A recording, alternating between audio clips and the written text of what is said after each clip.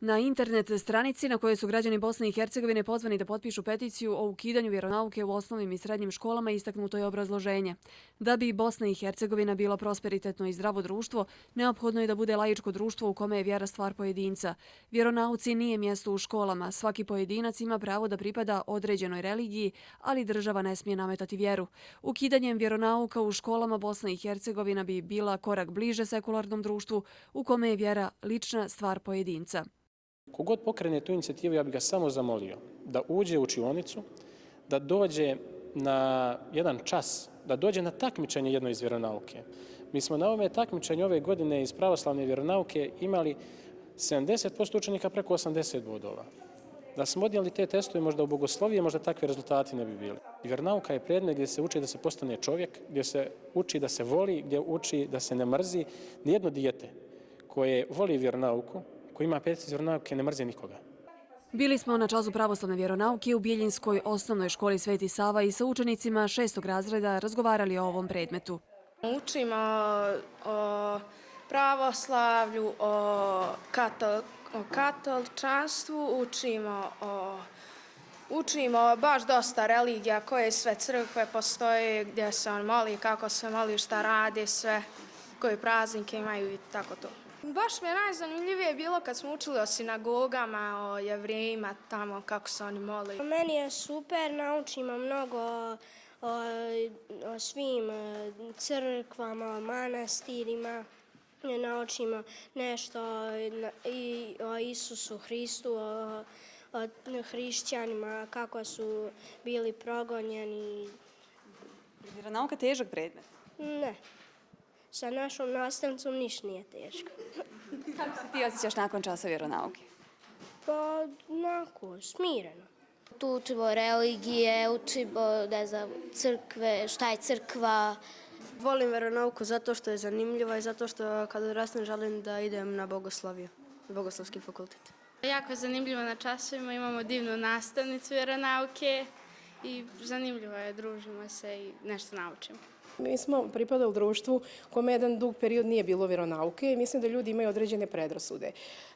Ja bih vam samo napomenula da u većini evropskih zemalja postoji vjeronauka kao redovan predmet izborni, čak Austrija recimo koja ima redovan predmet. Naprimjer, moje koleginice koji su završile fakultet rade u Austriji, predaju srpskoj djeci na našem jeziku, plaća ih austrijska država. Drugo, mogli ste da čujete od učenika da im je to zanimljiv predmet. Treće, ja sam napomenula da imamo najopremljeniji kabinet u školi, gde imamo i tehnologiju, znači obično ljudi imajući predrasude vjeronauku povezuju sa nečim što je anahronizam, što je nešto staro, konzervativno prevaziđeno. U Republici Srpskoj se izvodi i rimokatolička vjeronauka i islamska vjeronauka. Sva djeca mogu da biraju. Imamo čak i slučajeva da djeca druge vjeroispovijesti idu na našu vjeronauku i da nikada nijedan vjeroučitelj nije bilo na koji način povrijedio njihovu vjeru, njihovo dostojanstvo, njihovo djetinjstvo. Ipak nisu rijetkost roditelji koji su stekli utisak da vjeronauka u određenom trenutku nije imala pozitivan efekat na način razmišljanja i poimanje vjere u glavama i srcima njihove djece. Moj sin ima 12 godina, sad je 7. razred, kada je krenuo 2. razred, dakle sa 7 godina, dobio je nastavu vjeronauke. Ja sam tu malo bila skeptična i onako s predrasudama zato što sam ja odgajana kao ateista recimo.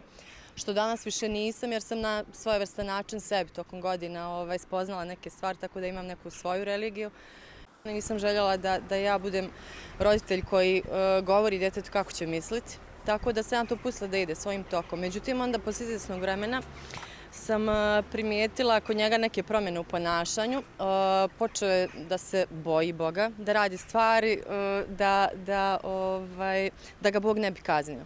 I to je onako meni bilo malo strašno kao roditelj sa 7 godina, onako da vidim, pa sam tu pokušala da malo objasnim da je Bog ljubav. Kada djeca krenu na vjeronauku, prva lekcija je pozdravi. A zar ima ništa ljepše na svijetu nego kada sa čovjekom razgovaraš i kada ga pozdravljaš? Kada sa nekim ne pričaš, to znači da si ti u raskolu sa nekim.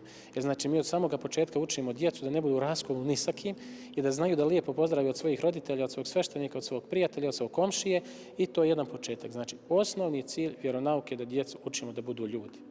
Da ih učimo da vole i onda da poznaju svoju vjeru i da budu dio te jedne zajednice, da budu dio crkve. Novozavjetna najveća zapovijest, kaže Hristos, cijeli stari zavjet, novi zavjet se ispunjava 2 zapovijesti. Ljubi Boga i ljubi čovjeka. Kogod kaže da je dobar vjernik, kada je hrišćan, a da mrzi drugog čovjeka, laže.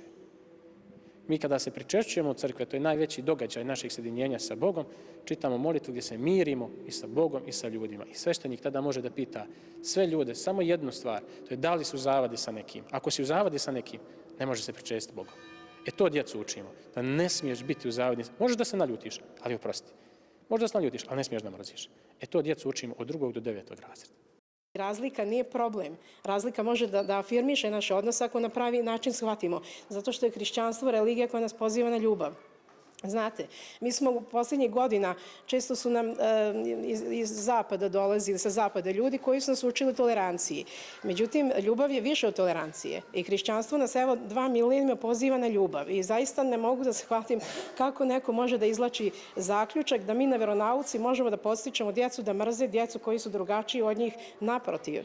Ono što ja mislim, eto, kao roditelj, kao građanin, odnosno državljanin ove Bosne i Hercegovine, ovakve više nacionalne kakve jeste i sa ratnom istorijom koju ima i sa mogućnosti da se ta istorija ponovi u bliskoj ili daljoj budućnosti, smatram da je za našu djecu i za nas same mnogo bitnije da se uvede neki predmet poput izučavanja svjetskih religija, gdje bi oni od malih nogu saznali, dakle, o tim različitim svjetskim religijama i na taj način i ispoznali, odnosno došli do tog zaključka da je sve to jedna različita interpretacija jednog te istog. I s te strane bi se stvorio jedan dobar osnov za zajednički suživot, jer bi poštovali različitosti i uvidjeli njene ljepote. Ili ja mislim da je to neki osnovni i postulat i prije svega i nivo svijesti koji je dostojan 21. vijeka, a ne da se dijelimo u tabore i produbljujemo već jaz koji postoji. U vjerskoj osnovi dolazi do podjela kada dođe do podjele u glavi. Kada prvo čovjek ima problem sa sobom, on ima problem sa svim na svijetu.